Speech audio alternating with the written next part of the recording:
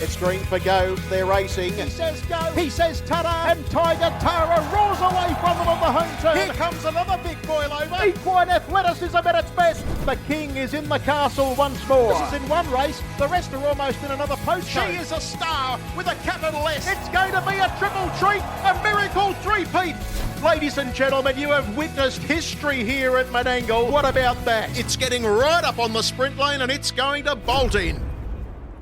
Well, a very warm welcome back to the Menangle Angle. My name's Jessica Watkins and I'm joined by my co-host David Wonson. Well, what I said just then, a warm welcome, but there's not too much that is warm about Menangle today. It's freezing here. Oh, it's been cold the last week, Jess. So, but it's turned out to be a beautiful day and we've got some good weather forecast for Saturday and we've got some great racing again. Racing the last couple of months has been fantastic. So, and this weekend, I don't think it's any exception. Some really nice races.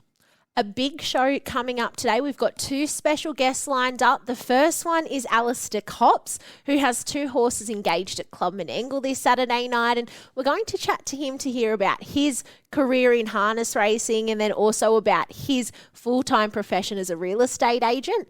We're then also going to be joined by James Rattray, who has a really strong team heading up to Queensland for the ID25 Carnival, and speak about that win by Lungden to a brick last Saturday night in the 4 and 5-year-old Trot New South Wales final.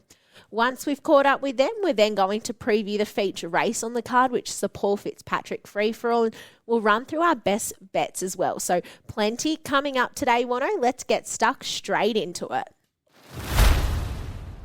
Well, our first special guest on today's The Menangle Angle is trainer Alistair, who has two horses engaged at Club Menangle this Saturday night. Alistair, how are you today? Yeah, good, thanks, Jess. Yourself? Good, thank you. It's great to have you on The Menangle Angle. I'm also joined by David Wonson. Hey, Alistair, how are you today, mate? Yeah, good one, eh? Yourself? Not too bad, this cold weather. It's certainly playing games, as I mentioned before. Better than the wind, though. Yeah, exactly right, mate. Yeah, if this wind drops off, it won't be too bad a day. But anyway, it is windy. We've got to expect it. So anyway, it's a bit cool, but that's part of being trainers at times. You've got to put up all weathers. Yeah, I can only imagine, mate. Can only imagine. Exactly. Well, as I mentioned, you have two runners engaged at Club Menangle this Saturday. But before we get stuck into both of their chances, how did you first get involved in harness racing? Yeah, it's mainly my next-door neighbour. My older sister, she had show jumpers, so I've always been around horses and used to ride horses. Then my neighbour, he had some trotters, so I just sort of popped my head over the fence one day. I was only about 14 at the time, and just had a look at him, and he offered to sort of like show me the ropes. So I just sort of started to do that, and just obviously went from there. So it's been a long journey, but been a great journey to go with it. It's been a lot of highs and lows, but so we just started from there. And I just grabbed my license and just started with a license and gradually got my trainer's license and just went from there. So yeah, it's been a while. Mate, well, you just mentioned that once you get the bug, it's pretty hard to get rid of, isn't it? The harness racing bug. It really gets into your soul, doesn't it? It is, and I think probably my worst regret, well, not a regret, but my first horse, he was a nice horse himself, a horse called The Right Place, and the first 3 starts for 3 wins at Penrith, so after that it was... There is a saying, like, you shouldn't get a good horse first because that's your expectation. No, It just goes downhill.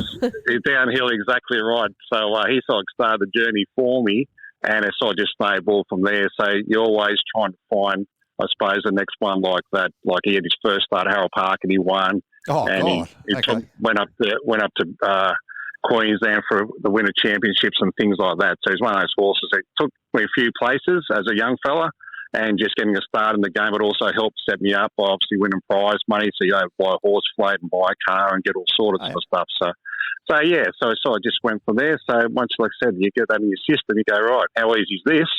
The problem is you're just always trying to find that next one like that, and it's not easy.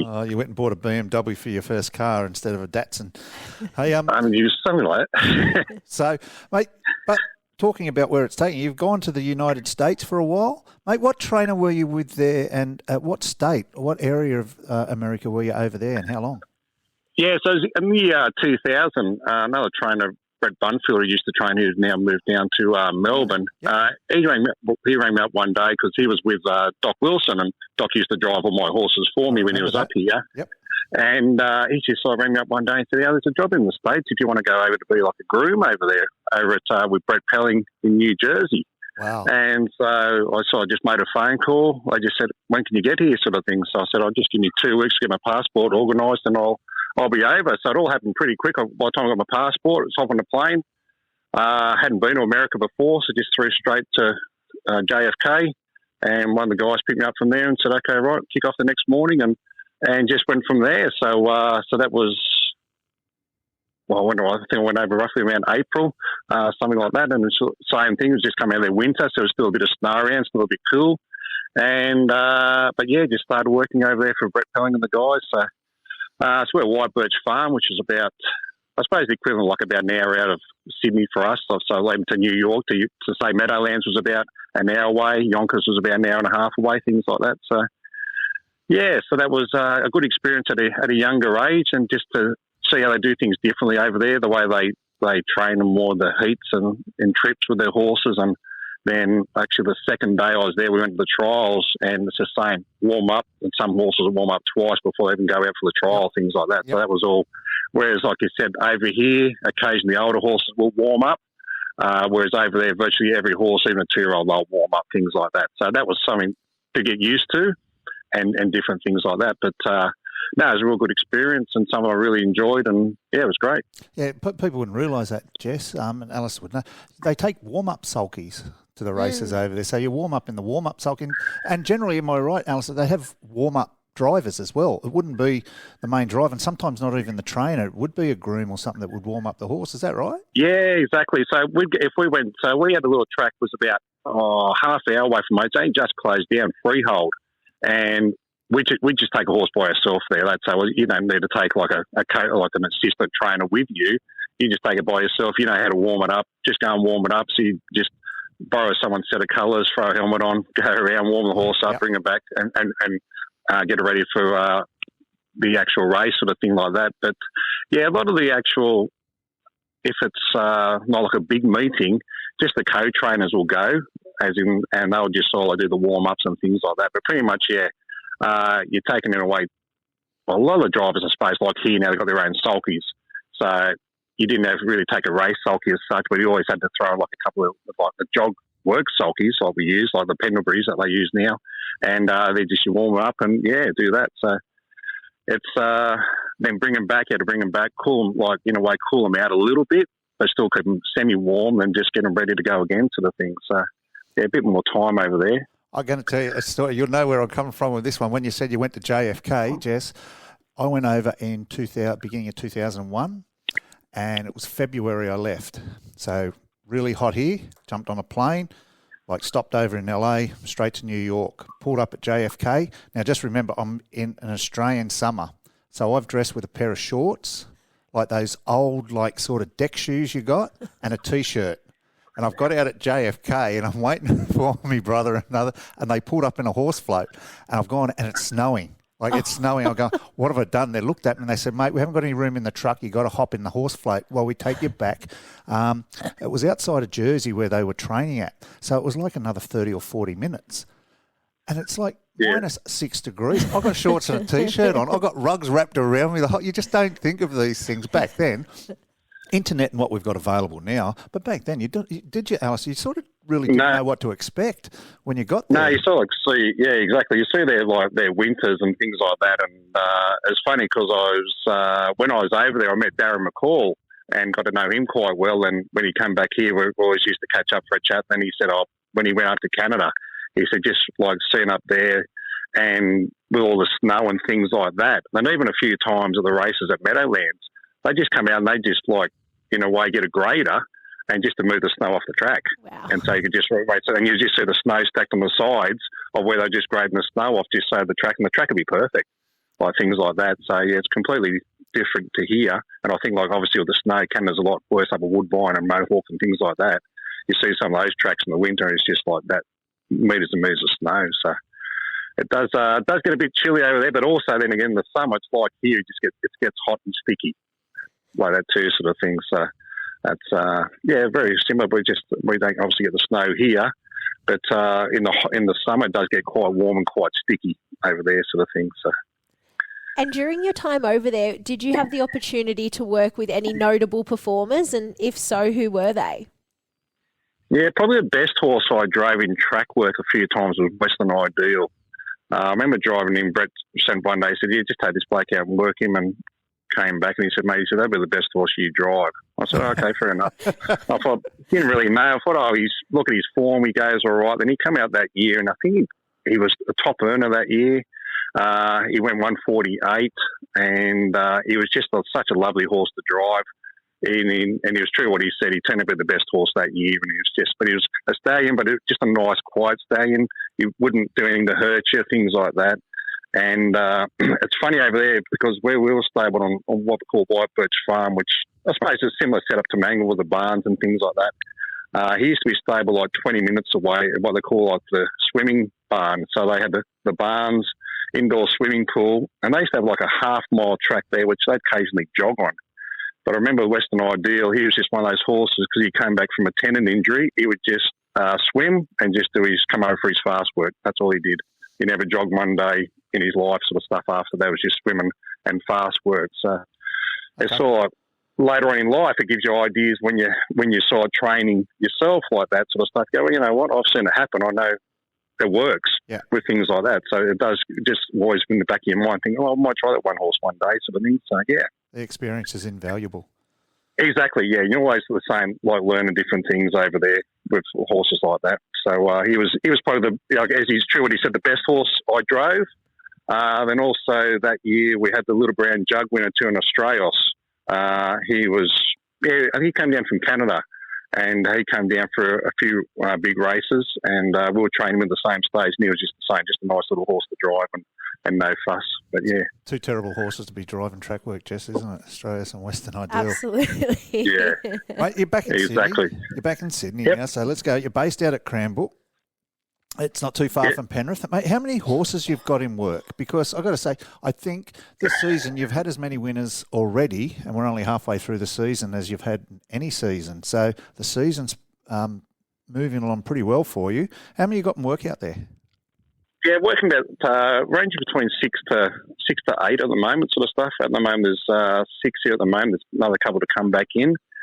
So I always have a mixture of, I suppose, there's older horses and the young ones. Every couple of years, we go to yearling sales to buy a yearling to come through the system. So I just always like to do that. And then some of the older ones, if they sort of hit their mark a little bit, I just try to place them either in Queensland or Tamworth or something like that, just so they can keep racing and do that. But I always just like to, have a few young ones come through all the time. But this season we're having had a bit of luck at the moment. They're racing consistently, which is good. And it's just a matter of, up to about 8 will be maximum, the number I would have. But probably 6 is probably just a nice number, a nice even number to take, because I float my horses to do their fast work at Penrith.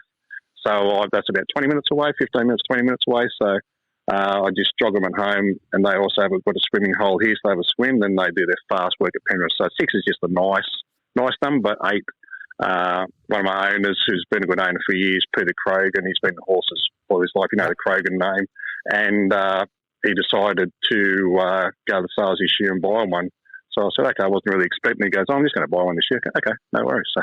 So he was like an extra one I wasn't really expecting to get, but no, it's all good. So yeah, but no, 6 to 8 is just a nice amount. And tell us about your everyday role as well, because you juggle working your team there with a job in real estate too. Yeah, so I'm a licensed real estate agent, so that works in handy. Whereas you're not really having many meetings early, and you can sort of, a lot of people, I suppose, you do tend to meet normally in the evenings if you're going to meet clients and things like that after they work. So the horses work in pretty handy. So I can get in the morning. We normally kick off about 5:30 in the morning, go down the track to Penrith and do the fast work, and come back and do the joggers and just head up to the office or just work from home sort of thing. So that's it works in handy with the horses. And if I've got a race like on a Tuesday or Monday or things other days during the week, I can just plan my day around that if I need to race sort of thing. So that works in handy. Mate, you've got a couple in this week, this Saturday. We're going to get to those now. Mate, the first one of those is Alta Sierra. Mate's in some really, really good form. It's won its last two. It's the last start winner here. It's in one of the 80s. The 80s are really consistent races here, and we've mentioned this a lot, Jess. The 80s is like a dart. There's 5 or 6 chances in them most weeks. You never see a real shorty in the 80s. This race is one of those. There's probably 4 or 5 genuine winning chances, but none more so than Alta Sierra. Young Chris Geary's taken the drive. Barrier 2, as I said, last start winner here. Can you make it 3? I'd like to think he's going to be competitive again. Chris drove him well last start. Will drove him his first start form. He's won a few on him. So I sort of tend to give Will a bit of a preference if he can drive him. But obviously with David Thorne, he does drive a lot more horses for him. So the bigger stables, I understand they got to drive for him. But Chris did a good job last time. He has one on him at Penrith. But he just keeps to be stepping up the plate all the time at the moment. It's sort of like he had... Lizzie Heath sent him to me. He had about a year and a half in the paddock, and just said he did have a little bit of soundness issues when she had him. So she said with the swimming and that might help him a lot, which it probably does. So similar to what I said with Western Ideal, he mainly just swims and goes and does his fast work. And I sort of like gave him a couple of trials, and I drove him in the trials, and he sort of like showed a bit there. I thought, this horse seems to be handy enough. And he won his first start and just kept going, sort of thing. So he just keeps to be stepping up on the plate, as we say. So, Barrier 2, he's got the gate speed just to be handy. But it comes race day, mate, I just leave it up to the drivers. They know the horses around and things like that. Our job is to get them there in their best peak of fitness, and hopefully the drivers can do the rest.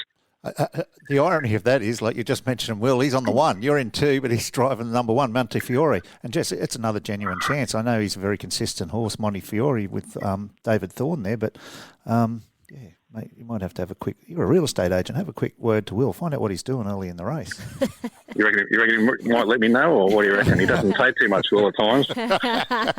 Mate, you've got to talk up to him. He places his cards close to his chest. So I just like, listen, mate, come on, mate. Help me out. I'm just a battler, mate. Oh, yeah, hasn't he got some at the moment? I think he just chooses which car he goes down to the garage each morning, which one he's going to drive to work or drive to the track. Yeah. Good on him. That's right. In the next race on the card, race 3, you have Bara Riley draw 9 with Josh Gallagher to take the reins. How do you rate his chances in this event? Yeah, he's much the same, Jess. He's always thereabouts. He's a nice little sit and sprint horse. I thought his run behind Alistair was quite good the other night. Big step up in grade for him. But he's just sort of one of those horses. He's just starting to improve actually with age. As a 2-year-old, he threw a lot of races away. He just used to pull and just carry on and just do silly things. Now he's like settled right down and he's come good. And his owner, Frank Napton, just like said, like, just give him a bit of time. And he has done. He's come around. So he's just going to have to drive him for a bit of luck. But Josh is like pretty much my mainstay driver. So he knows his journey from the start. He knows him really well. So he's the same. We know what Josh is like. He doesn't say a real lot at times. So he just comes up and sort of says, yeah, the horse right. I say, yeah, pretty much, and do your best. So, yeah, but if any luck, if there's a bit of speed on, he can just get a nice little suck on, hopefully be there in the finish. Yeah, it's you're just mentioning that, like the names for like Frank Napton and Lizzie Heath, we just mentioned those. They're names that have been around for a long, long time. So it must be enjoyable to be able to train some winners for those guys. Yeah, well, Lizzie's, like you said, so when they finished up there, obviously Liz went down to Berrima, and I saw Frank one day. I said, what are you doing now, mate? He goes, not a real lot. He said, Lizzie's we're breeding some together. And then I said, why don't you get your licence back and come and give me a hand to drive a bit of track work? And I said, it'll help me out a little bit, which would be great. And also David Farrugia, he's got a horse stabled here with me too, so he gives us a hand. So we're all working together, which is really good. Then how I got out to Sierra, I had a horse, Pops Boy, who was a nice, handy little horse, and he broke down, and unfortunately I wasn't able to race him again. So he needed like 7 months in the paddock then so we could rehome him as a riding horse. And Lizzie offered a paddock. She said, yeah, bring him down here. So I said, well, we'll just do a swap. I said, I'll take a horse for you. I said, you're looking after him, I'll look after a horse for you. And it turned out that she said, I'll take this bloke and see how you go, sort of thing. So, yeah, it's been a bit of a win-win situation for everyone. Oh, that's great. And it's great to hear they've been rehomed like that. So, fantastic result all round. Very good. Well, Alistair, it's been great to catch up with you today and hear about your story in harness racing. Thank you so much for joining us on the Menangle Angle, and best of luck to yourself and all connections here at Club Menangle on Saturday night. Okay, thanks a lot for having me. Pleasure. I look forward to having some of those owners in the winning owners room after they're victorious in the next couple of weeks, mate. That'd be nice, Mono. Certainly would be. They have the beers waiting for us. Oh, Lizzie will have two. Yeah, exactly. Gamble responsibly. Chances are you're about to lose. For free and confidential support, call 1-800-858-858 or visit gamblinghelponline.org.au. Our second special guest on the Menangle Angle is James Rattray. And James, we know you're based down there in the Southern Highlands. How cold is it down there today? Yeah, morning, Jess. -1 this morning, but she's warming up now. Nice and cold down there then, that's for sure. Hey, Jimmy, it's Wonno here. Mate, you're a Taswegian. Like, you're used to this cold weather, aren't you? Those coming off the southern straits of, Antarctica. Those winds, you'd be used to the cold weather, wouldn't you? Yeah, I don't think you ever get used to it, but you can tolerate it a bit better, I guess. Yeah, Shannon, my brother, worked in Canada many, many years ago, and he said anywhere between like -10 and -40. He said, we just said it was cold. They've got some pretty cold temperatures up in Canada way. So, yeah, it's... Anyway, mate, thanks for coming on the show. Yep, no worries. Mate, London to a brick last week. I know he's heading towards the Inter-Dominion now up there at Albion Park. He's had a really good preparation this time. This horse seems to have a little setback every now and then where he doesn't get a lot of consecutive runs, but he couldn't have made a $27,500 collect any easier than he did the other night, could he? No, that's right. It was the perfect run. Headed up to Queensland, really. He's sort of got a fortnight now to get ready to go. He's been trotting really good this time in and, happy with the way he's coming along. Well, he's heading up there to ID25, and those final rankings came out yesterday where he was ranked 6th. James, when are you making the trip up with him, and where will you be staying up there in the Sunshine State? Planning on heading up on Monday and staying at Mark Rees. Not too far from Marburg track and good location from Albion Park, we thought. So. You've been there before? I haven't been to this property, no. Usually stay down sort of Tweed Heads way, but I've got a couple more going this time, so thought it'd be better a bit closer. Well, mentioning you've got a couple others going, one of those importantly is Nyack. He's been scratched the last couple of Saturdays. I know you just haven't been 100% with his blood. It's not necessarily anything wrong with the horse because he's absolutely flying in those starts before he's had those couple of scratchings. Another good free for all this week, drawn a little bit wide, the 2300. The 2300 sometimes can be a little bit stressful than the mile racing. But how is he and how's he come through these little setbacks? Yeah, he seems really good this week and, it was more precautionary than anything. He's got a big month coming up. He seems really well and happy with the way he is leading into this race and it'll just be a nice race for him to... before he heads to Queensland. On Saturday night there, we'll jump back to race 1 because you have our Luciano engaged drawn, barrier 7 there, and we saw him line up last week, but he didn't bring his best behaviour out of the gate there. Can we expect to see him back to his best this Saturday night? Yeah, I think just second up, he's feeling really well, and I just think he was a bit too fresh on the night, but he's come through it fine and he's worked really good this week. So, I think he ran a really good race. Look, well, he's a horse that's figured prominently on the Eureka Power ratings. Has he been in any negotiations? Has anyone reached out to you yet with this horse? Because he is a place getter in the chariots and we've seen some of the real big players go by the wayside, particularly from the Emma Stewart stable. It's a really open Eureka this year. There's been some talk, but nothing really close to getting set in concrete or anything. But the way he's raced up here during the carnival and everything, he was great against some top quality horses without a lot of luck. And fingers crossed we can get in some nice races up in Queensland and target the Eureka. So he's going to go to Queensland. I know this week would be pretty important because there's a couple of horses that are on the power rankings in that race, I think. You got Glitter Ain't Gold and those sort of horses that are in this race this week. So I reckon some of those slot holders will be really interested to see how he goes. And if you mentioned that the horses come through it really good, we know he can race in that group level company, James. So all the best for race 1 and our Luciano this week. Yeah, thanks very much.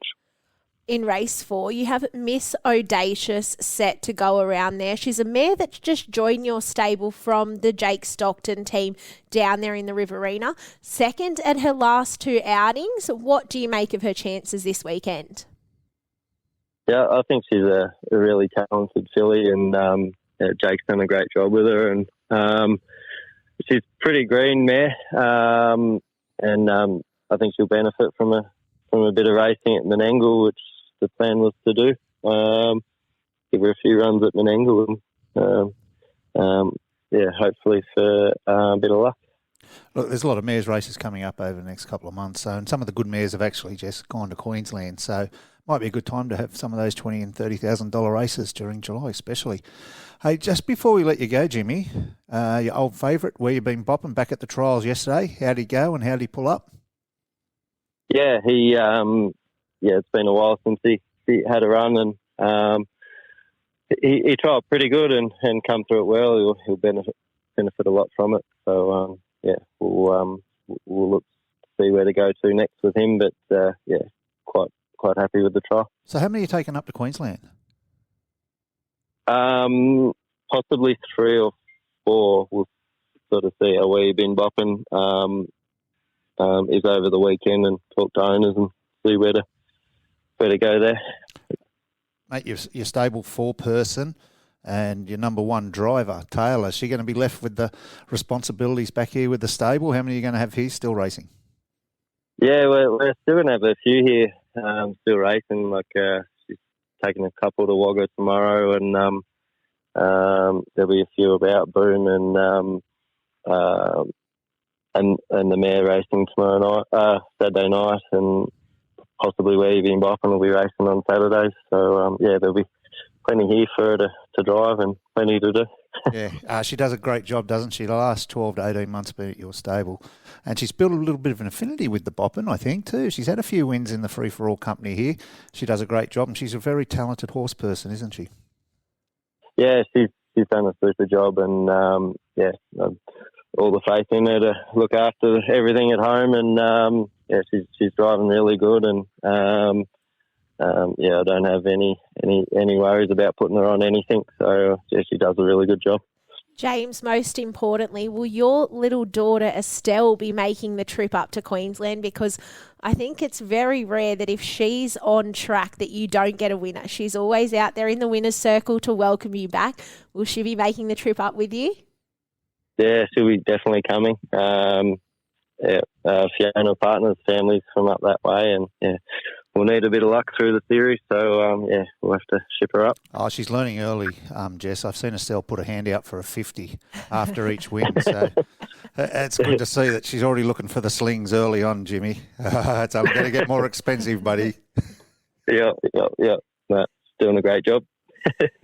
James, it's been great to catch up with you today. Thank you for joining us on the Menangle Angle, and best of luck to yourself and all your team over the coming month up there in Queensland. Thanks very much. Gamble responsibly. Chances are you're about to lose. For free and confidential support, call 1-800-858-858 or visit gamblinghelponline.org.au. Well, 8 races this Saturday night. Wano, the first gets underway at 5:04 p.m. and we're going to take a look at race 5 at the Club Menangle Paul Fitzpatrick Free-For-All, which is a listed classic event to be run over the 2,300 metres. And, well, it's preferential draw class here, and we can see that Nyack drawn number 10 for James Rattray and number 11 Kingmaker for Luke McCarthy and Chris Geary. Favourites in market. Nyack's the favourite at $3.90. Kingmaker's also $4.80, but there is quality right throughout this free-for-all field, and you can see Horn Player there. He's drawn in barrier 1 for Brad Hewitt. He's around the $5.50 50 mark on the tab fixed odds. You Betcha Tiger Pie, where Ash DeLosa has picked up the drive for Michael Stanley. He was a very dominant winner here at Menangle last Saturday night. He's drawn there in barrier 7, and also the Stanley stable mate there in Rock and Roll Dues in 9. Who do you see coming out on top? Yeah, look, I've got a saying here, and you've heard me say it many times, there's no bad barriers, there's only better odds. I think at the $4.80 currently on the tab, Kingmaker, the fastest last half in the race, fastest last quarter in the race last week. The 2300 will suit him. Chris Geary will just be patiently driven back in the field, and he'll storm all over the top of him. I think $4.80 is a great investment on Kingmaker. Gamble responsibly. Chances are you're about to lose. For free and confidential support, call 1-800-858-858 or visit gamblinghelponline.org.au. Well, the best bets. Wonno, who's your best of Saturday night's card? Best bet, I'm just going to stay with the main race, Kingmaker. I just think he's got the class, he's got the form. I'm just a little bit hesitant with Nyack that he's been scratched the last 2 weeks. He's going outstandingly well before that. But I just think Jimmy just may be a little bit cautious with the Inner Dominion starting next week, and he may not want to overextend him early.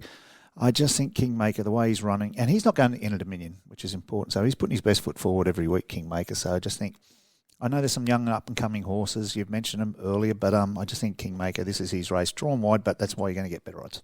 My best bet comes up in race 1, so I'm looking to strike early on. And I know we spoke to James Rattray earlier in the show as well. I've gone race 1 at number 7, our Luciano. I think if he brings his best manners here, he'll definitely be in the winner's circle, and I think he should look to be too strong in this race.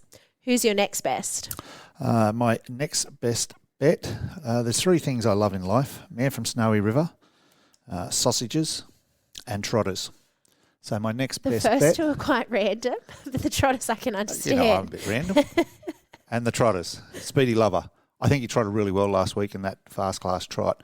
I think you'll see him, if he can do that again. I know he's got an ODM beside his name, but if he can do everything right, I thought he was really impressive last start when he come third. So I expect him to go really well in that race. And he hasn't drawn the 10, even though he's an ODM. He comes out at about 7, I think.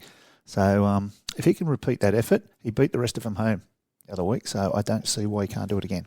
My next best is in the final race, race 8, number 4, Party Central for Adam Regari and Jack Callaghan. He's a 3-year-old that I followed right throughout his time here in Australia, and he was first up last start up there at Newcastle. He was forced to sit outside the leader with no cover throughout the duration of the event, and he powered away to victory in a mile of 1:52.8. So I'll be hoping here in the last race he'll be able to get the job done. And for a bit of value, which way are you going, Wonno? Yeah, I know I've got in trouble before. I think I was on the morning line once and my value bet started at $1.80. At 1, but it started at $1.80. So the value, Montefiore, race 2, number 1. I've mentioned this horse before and a few other. So he's just really consistent. It's a really, really open race. I know Alistair mentioned like he's a big chance in that race, but there's probably 5 or 6 in the same boat. I just think he's got the right barrier this week. He's got Will Rickson. And if you can get some each-way value, I think he represents a little bit of value. And my value play comes up in race 4, number 4, Wilhelmina Reader for Neil Day. She's a mare that won last time out down there at Riverina Paceway, and she come from near enough to last to then score in that event. So race 4, number 4, Wilhelmina Reader for my value bet. Gamble responsibly. Chances are you're about to lose. For free and confidential support, call 1-800-858-858 or visit gamblinghelponline.org.au. Well, Wonno, that's a wrap on another edition of the Menangle Angle. It's been really fun today being able to catch up with Alistair Cops and hear his story into harness racing, and also speak with James as well about his key chances this Saturday night and coming into the Queensland Carnival. So I really enjoyed it today. Have you? That was an outstanding show. Really, really enjoyed that, Jess. As we do have a little bit of a laugh as well.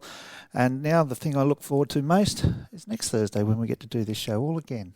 Well, that's right. We'll be back again next Thursday. We hope you can join us then on the Menangle Angle, and we hope you can find a winner between now and then as well.